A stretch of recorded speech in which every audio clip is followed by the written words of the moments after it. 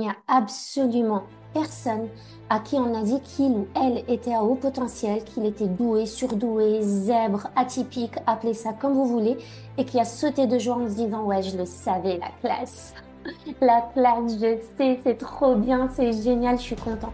Il n'y a personne qui a accepté cette idée dès lors qu'il y a eu cette découverte ou ce diagnostic, comme on a tendance à l'appeler. Donc, les amis, aujourd'hui, Mounia Sacha avec vous et j'ai envie de consacrer un tout petit peu de temps pour parler du haut potentiel parce que j'ai énormément de questions à ce sujet, parce que j'ai énormément de choses à vous dire à ce sujet, parce que il y a des mises en garde à ce sujet. Mais aujourd'hui, j'ai juste envie de vous expliquer certaines bases qui vous permettent déjà de prendre conscience de la définition du haut potentiel et peut-être de vos fonctionnements, de vos comportements, de vous aider dans vos doutes, dans vos réflexions. Bref, j'ai envie juste de poser quelques fondations par rapport à ça.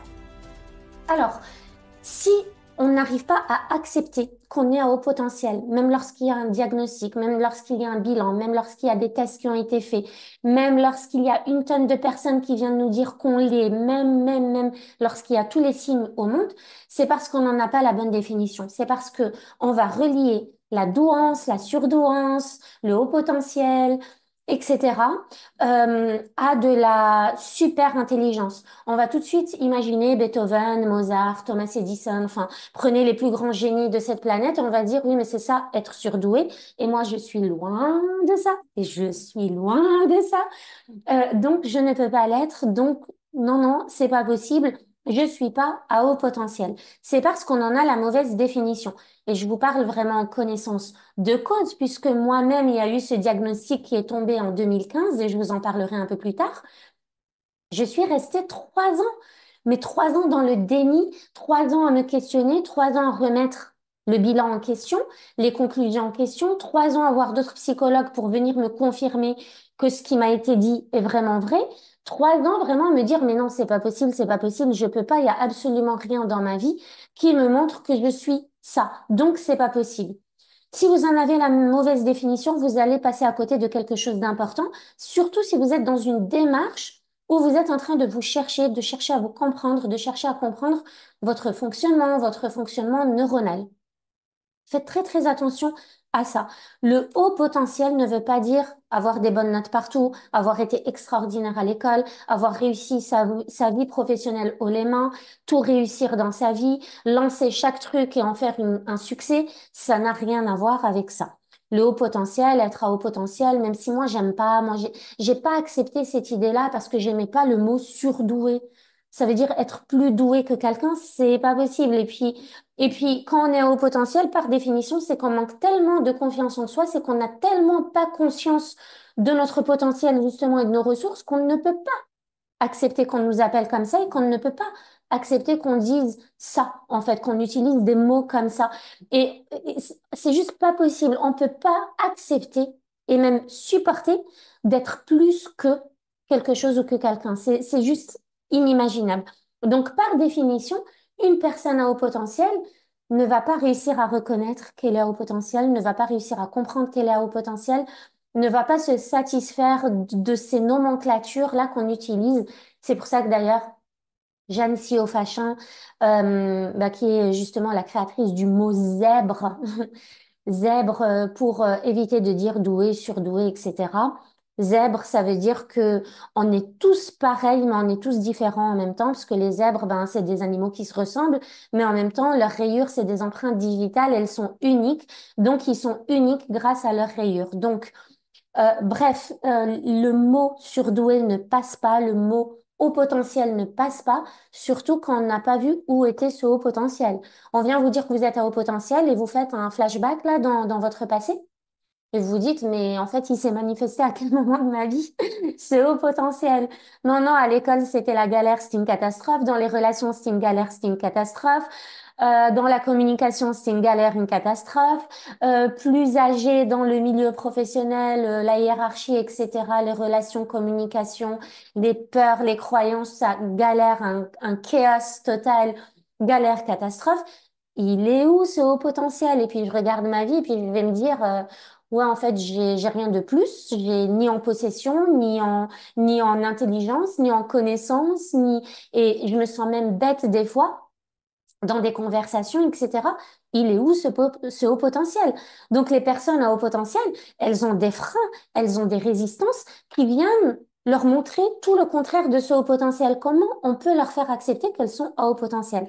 C'est hyper compliqué. C'est hyper compliqué. Donc, si votre vécu ne reflète pas le haut potentiel, ça va être super dur de reconnaître que vous êtes une personne au fonctionnement à haut potentiel. Et si votre vécu reflète le haut potentiel, votre fausse définition du haut potentiel, c'est-à-dire la réussite facile, fluide, le succès, etc., bah, vous ne saurez jamais que vous êtes à haut potentiel. La question, elle se pose même pas puisqu'il n'y a pas de raison de consulter, d'aller voir un psychologue ou de se faire tester. Donc, tout dépend de plein, plein, plein de choses. Et puis, il y a en plus des croyances liées au haut potentiel qui sont juste, en fait, limitantes, freinantes et à déglinguer. On nous a longtemps dit que les personnes à haut potentiel, c'était des personnes qui se trouvaient dans un mal-être. Donc, on pense que haut potentiel veut dire souffrance. Donc, si on n'a pas souffert, c'est qu'on n'est pas haut potentiel. Puis, si on n'a pas souffert, il n'y a pas besoin d'aller voir si on l'est en même temps. Si tout va bien, bah, tout va bien. Quand tout va bien, tout va bien. Les seules personnes qui consultent, c'est les personnes qui vont vraiment pas bien et qui finissent par demander de l'aide. On leur diagnostique un haut potentiel et on en fait des statistiques comme quoi, ben, les personnes à haut potentiel sont dans un mal-être. C'est faux. C'est complètement faux. J'ai une amie qui a un super podcast qui s'appelle Heureux et surdoué. Je vous mettrai le lien, Sylvie Richard, allez le voir, allez voir le nombre de personnes surdouées et heureuses et épanouies et qui s'expansent dans leur vie et qui sont juste géniales, qui sont créatives, qui sont entrepreneurs, qui mettent des choses en place, qui contribuent, qui sont vraiment épanouies, qui ont réussi à éclore dans cette société. Bah, forcément, les personnes qui vont pas bien, ben, elles vont aller consulter. Donc, il y a de tout, en fait. Il y a des personnes qui sont heureuses et surdouées, il y a des personnes qui sont heureuses et pas surdouées, il y a des personnes qui sont heureuses mais qui vivent avec des troubles. Il y a des personnes, mais j'aime même pas appeler les troubles, parce que pour moi, tout ça, ce ne sont que des étiquettes dans tous les cas. Et chaque étiquette, elle peut être bien ou pas bien, elle peut être porteuse ou limitante en fonction de ce qu'on décide d'en faire. Le haut potentiel, c'est pareil. Soit je peux décider que ce soit un fardeau, soit je peux décider que ce soit un cadeau. Mais il y a des personnes aussi très malheureuses et qui ne sont ni l'un ni l'autre, qui ne sont pas à haut potentiel, qui n'ont aucun trouble, mais elles sont quand même malheureuses. Il y a des personnes qui ont connu le succès, entre guillemets, qui ont des entreprises, qui ont de la réussite matérielle, financière, etc. Même dans leur famille, en tout cas de l'extérieur, on dirait qu'elles ont tout pour être heureuses, mais pourtant qui ne sont pas heureuses. Donc, faut vraiment, je pense, arrêter de tirer des conclusions hâtives et arrêter de tout mettre dans le même sac et puis arrêter de trop, trop vulgariser.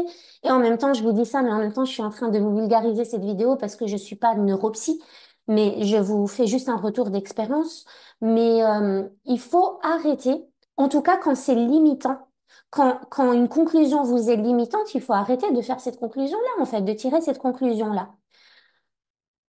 Tout le monde ne va pas consulter, tout le monde ne se fait pas tester. Et puis moi, la question qui revient souvent, parce que vous le savez maintenant, je suis coach en dev perso, j'utilise les neurosciences dans mes accompagnements, dans mes outils de travail, c'est les neurosciences, le fonctionnement du cerveau, le fonctionnement neuronal, la biochimie du cerveau, etc.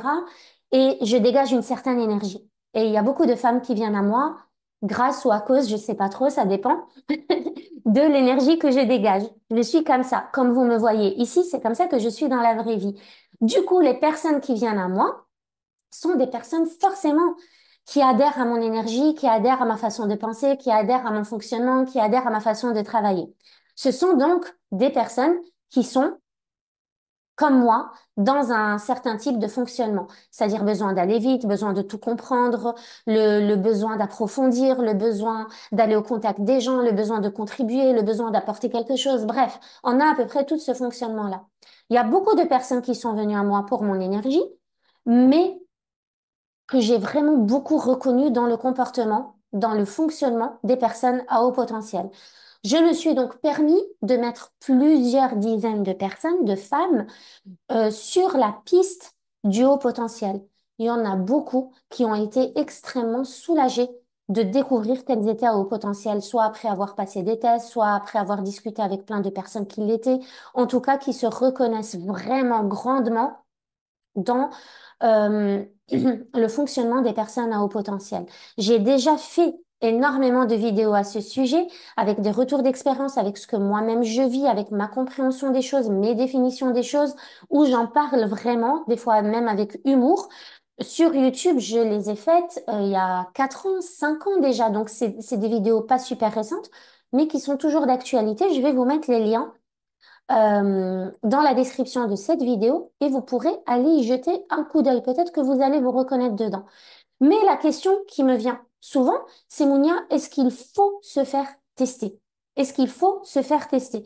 Sachant qu'on chope beaucoup plus facilement un garçon ou un homme à haut potentiel qu'une femme. Les femmes passent beaucoup plus inaperçues parce qu'elles ont des capacités d'adaptation plus grandes que celles des hommes, parce qu'elles ne veulent pas créer de problèmes, parce qu'elles ne veulent pas faire de conflits, créer de conflits. Donc, elles vont avoir tendance à beaucoup plus se suradapter que les garçons à l'école ou que les hommes pour ne pas faire de vagues et rester discrètes. Ok, donc on détecte en plus beaucoup moins les femmes que les hommes parce que bah, les hommes vont adopter jeunes et petits à l'école déjà des comportements qui vont nous mettre sur ces pistes-là alors que les filles, les petites filles, bah, elles ont la croyance qu'il faut rester sage, qu'il faut pas faire de vagues, faut pas se révolter, faut pas se mettre en colère, c'est mal vu. Alors que les garçons, ils ont un peu plus cette liberté émotionnelle. Donc, est-ce qu'il faut se faire tester? Moi, j'aime pas les questions de est-ce qu'il faut se faire tester. La question, là, elle va pas vous apporter des réponses concrètes. La question, c'est est-ce que vous avez envie de vous faire tester? Et si oui, pourquoi? Qu'est-ce que ça va vous apporter? Qu'est-ce que ça va vous apporter? Quelles sont les réponses que vous voulez, que vous n'avez pas aujourd'hui et que vous n'avez pas réussi à avoir autrement? Quelle est la vie que vous êtes en train de mener aujourd'hui et à laquelle vous avez ces réponses vont apporter quelque chose de plus. Quelle est la plus-value de se faire tester? OK? Est-ce qu'il faut se faire tester? Non. Il y a plein de personnes qui ne se font pas tester parce que tout va bien, elles n'éprouvent pas le besoin. Est-ce que j'ai testé mes enfants? Non. J'ai pas testé officiellement mes enfants. Il y a que mon grand qui a été testé par une psychologue de la famille parce que ben, on avait accès à cette psychologue et puis ben, on voulait savoir que je voulais plutôt tester ma compréhension des choses et voir si je m'étais trompée sur ce que je voyais dans le fonctionnement de mon fils, de mon enfant. Donc lui, il a été testé, ça s'est avéré. Les deux petites, je le vois, pour moi, c'est clair, mais je vais pas les faire tester. En fait, pourquoi faire ce test? Ce test, moi, je l'ai fait en 2015 suite à un burn-out. Mais un burn-out, déjà, j'avais fait un burn-out académique dans les années en 2005. J'avais fait un burn-out académique en 2005. Jamais je ne m'étais dit que c'était à cause de ce fonctionnement-là ou que ce fonctionnement-là atypique, neuroatypique, comme on l'appelle encore une fois, jamais je m'étais dit que ce fonctionnement y était pour quelque chose. Introspection, réflexion, remise en question dans ma vie maritale, ma vie familiale, ma vie sociale, ma vie professionnelle. Plein de remises en question. J'étais souvent sur les réseaux sociaux à ce moment-là, en 2015. En 2015, en 2011, j'ai eu mon premier enfant. J'ai commencé à remettre en question l'éducation, la façon de l'éduquer, la société, la culture, ce qui nous a été inculqué. Bref, en fait, tout a été une souffrance. Réfléchir à comment j'avais envie de l'élever, comment j'avais envie de l'éduquer, remarquer les injustices, me révolter contre les injustices que moi je percevais en tout cas comme des injustices. Il y avait tellement de choses qui bouillonnaient en moi que j'ai fini en burn-out en 2015 avec des problèmes aussi personnels que je ne citerai pas ici parce que ce n'est ni le moment ni l'endroit. Mais imaginez que, en fait, j'ai pété un câble. J'ai pété un câble, tout était un trop-plein émotionnel, une surcharge émotionnelle, j'en pouvais plus. Qu'est-ce qui se passe? Je me suis tellement remise en question que j'avais besoin de savoir ce qui se passait. L'idée de me faire tester ne m'est pas venue comme ça. C'est parce qu'il y avait énormément de personnes qui m'avaient mise sur cette piste-là. J'ai lu une tonne de livres, j'ai écouté des conférences, j'ai assisté à des conférences. Je me suis vraiment intéressée au sujet avant de décider de passer le test. Le test n'a été effectué que pour confirmer que ce que je pensais de moi n'était pas faux, que j'étais pas sur une mauvaise piste, que je prenais pas un mauvais chemin. J'avais juste besoin de clarté et de poser les choses pour être sûre que je prenais la bonne direction. Est-ce que j'avais vraiment besoin de le faire? Non. Mais j'avais vraiment besoin de comprendre. Moi, je suis quelqu'un qui a besoin de comprendre. Ok, on me dit que je suis à haut potentiel. Qu'est-ce que ça veut dire? Qu'est-ce que ça veut dire vraiment? C'est quoi le fonctionnement des personnes à haut potentiel? Et puis, quelle est la différence entre ce fonctionnement et le fonctionnement des personnes qui ne le sont pas? Et qu'est-ce que je suis en train de vivre aujourd'hui dans ma vie et auquel je pourrais apporter des réponses qui me permettraient d'évoluer, de résoudre des problématiques? C'était ça, en fait. J'avais besoin de comprendre pour passer à un autre niveau d'intelligence, de sagesse, de réflexion, de mise en place d'action. J'avais besoin de résoudre des choses dans ma vie et du coup, j'avais envie de passer ce test pour confirmer que les pistes sur lesquelles on m'avait mise et ce que j'observais, qui était quand même choquant pour moi, parce que tous les livres que je lisais, j'avais l'impression qu'ils parlaient de moi. Donc, à un moment donné, on se dit, oh, mais jamais de la vie, j'aurais pensé ça. Mais jamais de la vie. Moi qui pensais que j'étais bête, fragile, que je servais à rien, que tout ce que je disais était inutile, que j'avais une vie complètement banale, que c'était moi le problème dans mes relations, que c'était moi le problème dans tout. Dans tout, je me remettais constamment en question. J'en avais un peu marre de faire ça. Je comprenais pas pourquoi je vivais avec une grande intensité ce que d'autres vivaient ben, avec la plus grande de sérénité. Il y avait des choses qui me dérangeaient dans le quotidien, dans la société, dans le monde, dans ce que je voyais. Bref, enfin, à un moment donné, je me suis dit, mais pourquoi je prends les choses autant à cœur? Pourquoi il y a des choses qui me révoltent? Pourquoi j'arrive pas à me taire quand je vois de l'injustice? Pourquoi? Et pourquoi d'autres y arrivent? Moi, c'était ça. C'est qu'est-ce qui fait que j'ai ce fonctionnement-là? Et qu'est-ce que ce fonctionnement, en quoi ce fonctionnement m'est porteur dans ma vie et en quoi il m'est un frein? Ce qui est porteur, je veux le garder, mais ce qui est freinant, ben, j'ai envie de le changer. Donc, en 2015, je décide de passer le test. J'habitais à l'époque aux États-Unis. Je débarque sur Paris après 15 heures de voyage pendant le Ramadan, en plein été, donc je suis lessivée et je débarque en pleurs chez la psychologue qui m'accueille pour le premier rendez-vous. Donc, premier rendez-vous, elle me dit, mais en fait, vous êtes comme une Ferrari avec un moteur de 2 chevaux et vous roulez à sec. En gros, vous avez du potentiel, vous pouvez avancer, vous avez des projets, vous avez de l'ambition, vous êtes audacieuse, vous êtes persévérante, mais vous avez des freins de dingue qui vous empêchent d'avancer et qui vous placent dans un mal-être. Je m'étais épuisée, j'étais en burn-out, je m'étais épuisée à toujours faire plus, à toujours vouloir le meilleur pour mes enfants, pour mon mari, pour ma maison, pour ma famille, pour les autres, à toujours vouloir aider, à toujours vouloir contribuer, mais je m'étais complètement oubliée dans l'histoire. Je m'étais complètement effacée, je suis arrivée à bout. J'étais à sec. J'étais complètement épuisée. J'étais exhausted, comme on dit en anglais, mais vraiment lessivée. J'avais plus rien à donner. Même pas à moi-même, même pas à mon fils. À l'époque, j'en avais qu'un. Aujourd'hui, j'en ai 3 des enfants. Donc, j'avais besoin de comprendre et j'avais besoin de savoir qu'est-ce que je fais de bien, qu'est-ce que je fais de mal et que je peux améliorer. C'est tout. La question est simple. C'est qu'est-ce qui se passe dans ma vie aujourd'hui? Qu'est-ce qui se passe dans ma tête et qui fait que j'adopte ce fonctionnement qui clairement est en train de me bousiller aujourd'hui. Donc, j'avais besoin de réponses. Avec quoi je suis partie? Avec un bilan. Avec un bilan, on m'a envoyé par mail, puisqu'entre-temps, j'ai dû repartir aux États-Unis. On m'a envoyé mon bilan par mail, les amis. Pour moi, ça a été un choc. C'est-à-dire, OK, vous êtes en train de me diagnostiquer un truc. Vous êtes en train, en gros, de me dire, OK, vous avez ce fonctionnement, ce fonctionnement, ce fonctionnement. Je suis désolée pour vous. Bonne chance, bon courage. Vous me remettez ça, pas d'explication. J'ai pas eu plus d'explications que ça. Je savais pas quoi en faire. Je savais pas ce que tout ça voulait dire. Je ne savais rien. On me dit, voilà, tu as une intelligence de cette manière. Tu as eu des super notes dans certains items qui prouvent ton haut potentiel. Tu as certes des notes hétérogènes parce que tu es vachement dans la compensation, parce qu'il faut savoir que j'ai passé le test en français, alors que ça faisait 12 ans que j'étais déconnectée de la langue française, j'étais que en anglais. Du coup, c'était compliqué pour moi, tout ce qui était culture générale, français, tout ça. Enfin bref, vous imaginez, mon cerveau, à l'époque, j'étais super fragile, j'étais à fleur de peau, j'étais super vulnérable. Imaginez que j'étais complètement perdue et on me balance ça et voilà, je sais pas quoi en faire. Donc quand vous me dites est-ce que il faut se faire tester, ça dépend les amis, ça dépend qu'est-ce que vous cherchez à obtenir. Aujourd'hui, je le referai pas de la même façon. Si je devais vous donner des conseils, c'est clair que je vous en donnerai. Il y a de la préparation par rapport à ça. Qu'est-ce que vous attendez de ces rendez-vous-là et de ce test? Parce que, au final, si vous l'êtes pas, qu'est-ce que ça va faire à l'intérieur de vous? Comment vous allez vous sentir si on vous dit non, non, vous n'êtes pas au potentiel? Est-ce que vous êtes prête aussi à obtenir le diagnostic de quelque chose de complètement différent? Et quelle que soit la case dans laquelle on essaye de vous enfermer, est-ce que vous êtes capable d'avoir l'état d'esprit de vous dire, OK, comment je peux tourner ça en ma faveur? C'est ça que moi, j'avais pas à l'époque et que j'ai aujourd'hui. Et c'est ce qui a expliqué ma réorientation professionnelle et le métier que j'exerce aujourd'hui et pourquoi je suis là devant vous. J'aurais jamais pu faire ça à l'époque si je n'avais pas eu cette compréhension de moi-même et de mon fonctionnement. Donc, il faut vraiment être très, très au clair avec ça. C'est pas un simple test qu'on passe pour le fun.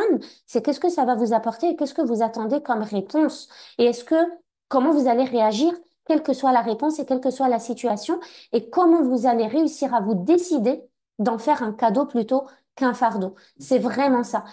Il faut pas avoir besoin de faire ce test, il faut avoir envie de le faire pour trois petits points et je vous laisse compléter la phrase. J'ai envie de le faire pour, et là, trouver au moins 50, 60, 100 raisons qui vous poussent à faire le test. Si vous n'en ressentez pas le besoin et que tout va bien, je ne vois personnellement pas l'intérêt d'aller déposer 600 euros dans un test qui va pas vous servir à grand-chose.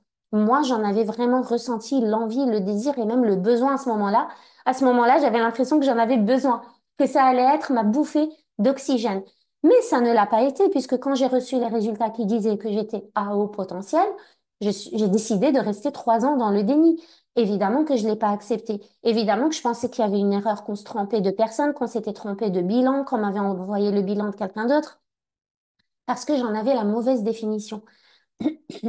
J'en avais la mauvaise définition. Je pensais qu'une personne à haut potentiel était une personne très, très intelligente qui réussissait tout dans sa vie. Quand j'ai compris que c'était pas ça et que c'était au contraire des personnes très vulnérables, des personnes très empathiques, des personnes très, très naïves, des personnes qui se faisaient souvent avoir, des personnes qui s'épuisaient à donner aux autres, des personnes, là, oui, je me suis dit, ah, ok, c'est vrai que j'ai été dans cette dynamique-là, que c'est des personnes qui culpabilisent beaucoup, que c'est des personnes qui se remettent tout le temps en question, que c'est des personnes qui n'ont pas confiance en elles, que c'est des personnes qu'on arrive facilement à arnaquer, à manipuler. Là, je me suis dit oui, effectivement, j'ai tellement été manipulée dans ma vie par des personnes même très très proches que je me suis dit ah oui, là, d'accord.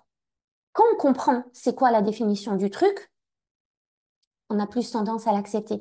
Mais ça demande de la patience, ça demande de la persévérance, ça demande de la réflexion, ça demande de faire des recherches, de lire des livres, d'essayer de comprendre. C'est un travail de luxe en fait, parce que, et quand je dis de luxe, c'est dans le sens où vous avez besoin justement de prendre ce temps-là pour vous comprendre. Moi, c'est ce qui m'a sauvé la vie. C'est la connaissance de moi-même. C'est ce qui m'a sauvé la vie. Et bien sûr qu'on ne se connaît jamais totalement et que chaque jour on apprend encore plus à se connaître. Mais quand même, là, les pièces du puzzle de ma vie se sont mises en place. J'ai compris toute mon enfance depuis que je suis née. J'ai compris toute ma scolarité, j'ai compris toutes mes relations, j'ai compris toutes mes problématiques en fait. J'ai tout compris grâce à ça.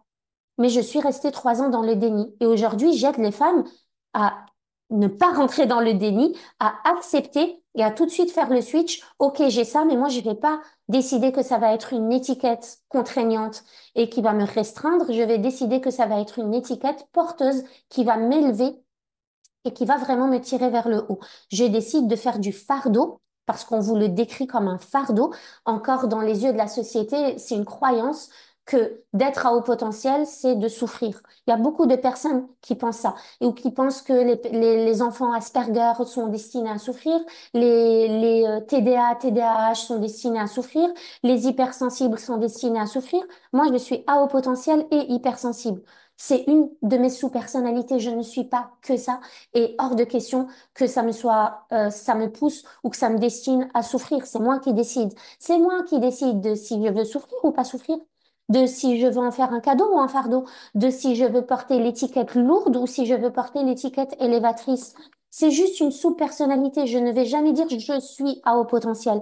Une partie de moi est à haut potentiel et une partie de moi est tout le contraire de ça. Je peux vous le dire. Une partie de moi est super persévérante et une partie de moi a envie de lâcher à plein de reprises.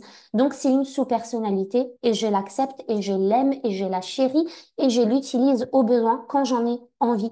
C'est tout. Si je portais une étiquette Asperger ou d'autiste ou je n'en sais rien, je suis sûre que le cerveau est capable de faire la même chose.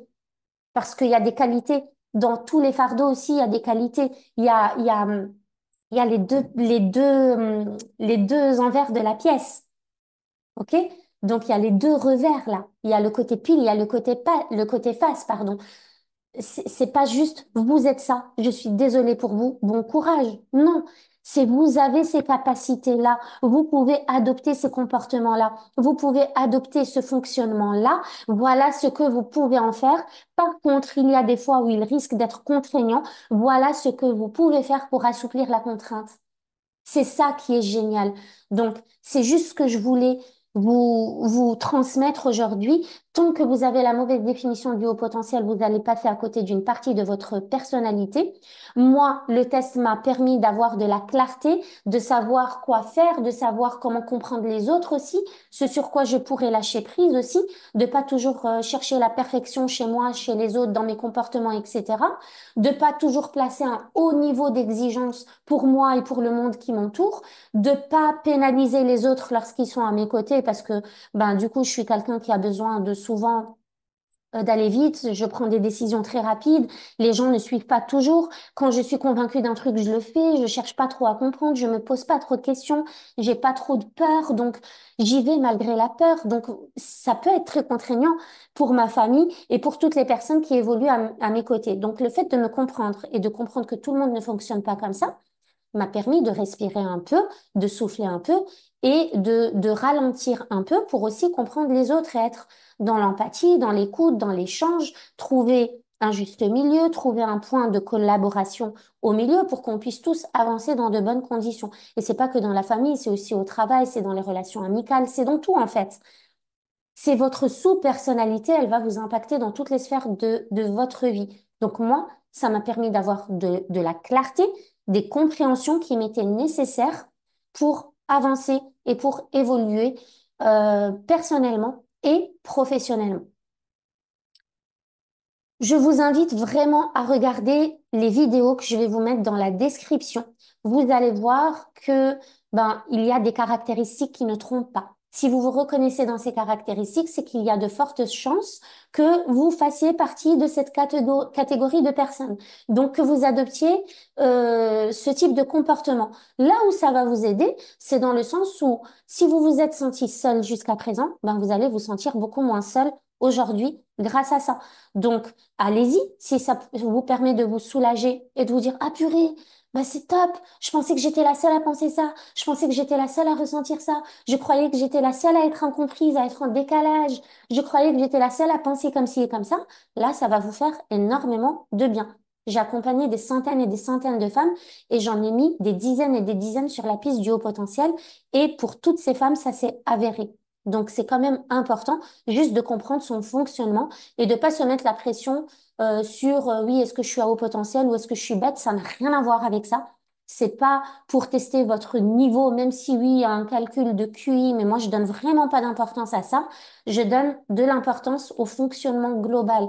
Comment vous réfléchissez, comment vous fonctionnez, comment vous pensez dans votre tête. Qu'est-ce que vous vous dites dans votre tête? Quelles sont vos sources de motivation, d'inspiration? C'est ça en fait qu'on cherche à comprendre. Comment vous avancez, comment vous réagissez face à la difficulté, comment vous réagissez face à l'épreuve, comment vous réagissez face à la réussite aussi, comment vous réussissez, comment vous échouez, et qu'est-ce que vous vous dites dans votre tête dans toutes les situations de votre vie.